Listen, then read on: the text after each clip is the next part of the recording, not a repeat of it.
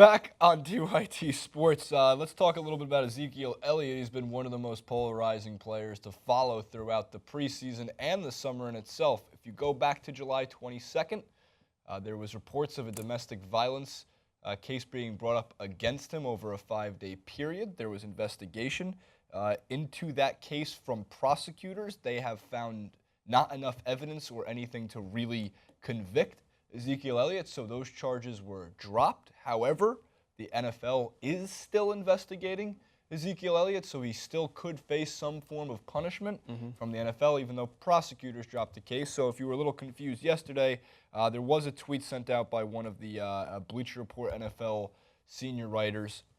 We'll take a look at that one now. Because some people were confused. NFL spokesman Brian McCarthy said investigation of alleged domestic violence by Dallas running back Ezekiel Elliott in Ohio, quote, remains under review.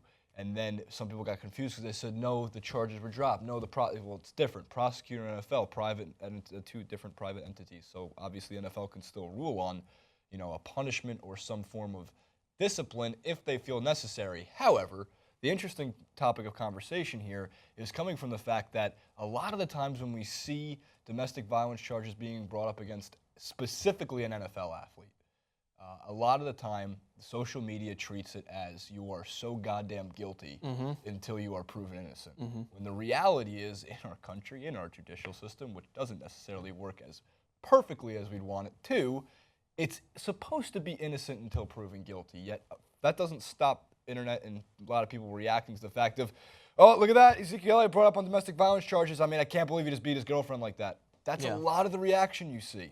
Now, not everybody. I like to try to look at it as objectively as possible and, at least wait until some form of actual facts come out of a case.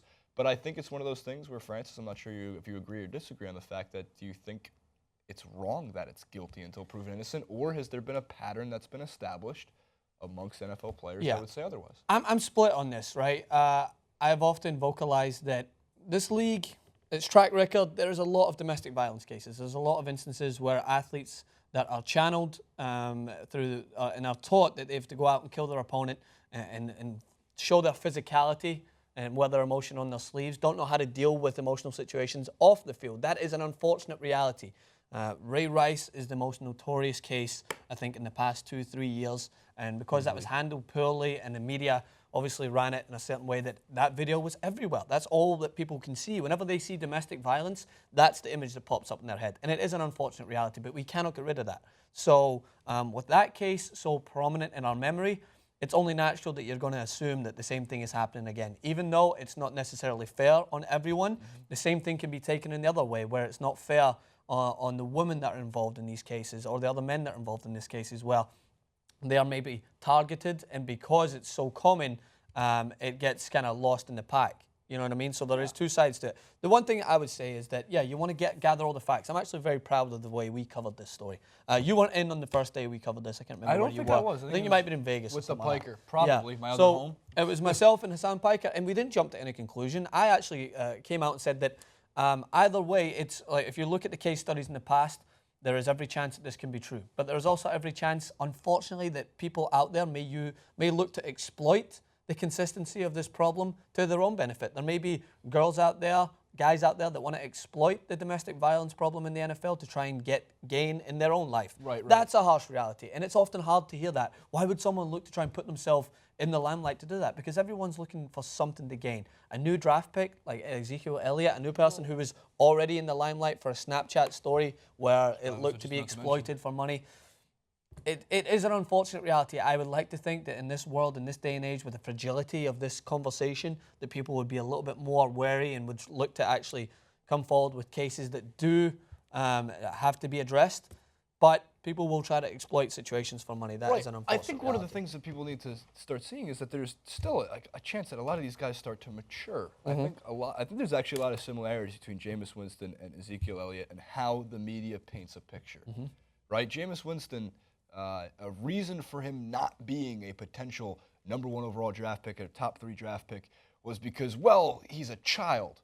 He stood on a table and screamed, "F her right in the P." The lack of YouTube's demonetization policy, I can't post anymore. Oh, we've got it. I forgot about that. Although getting Ben Menk to say that on camera was one of my greatest moments in my life. Very funny to watch him do that. And on top of that, he stole crab legs from Publix, which is a restaurant, not a restaurant, a supermarket in the southern states. So with Ezekiel Elliott, he gets thrown into the Snapchatting thirsty H's. Thirsty, yeah. Hose is not a bad word. I can use hose. And he also gets thrown, like he was hopping around a marijuana store, taking a look. And then, domestic violence charges get brought up, but no evidence found that it was convicted of these charges. Therefore, he's innocent, at least according to prosecutors, which is what you have to treat him like. Both these guys, I would like to see Ezekiel Elliott at least follow the maturity path that Jameis Winston did, because Jameis Winston doesn't seem to have been in any trouble in the last year. And it seems like that target painted on his back for even the most minuscule thing has started to fade away. I would think Ezekiel Elliott would follow, hopefully, a similar suit. Yeah. However, we don't know.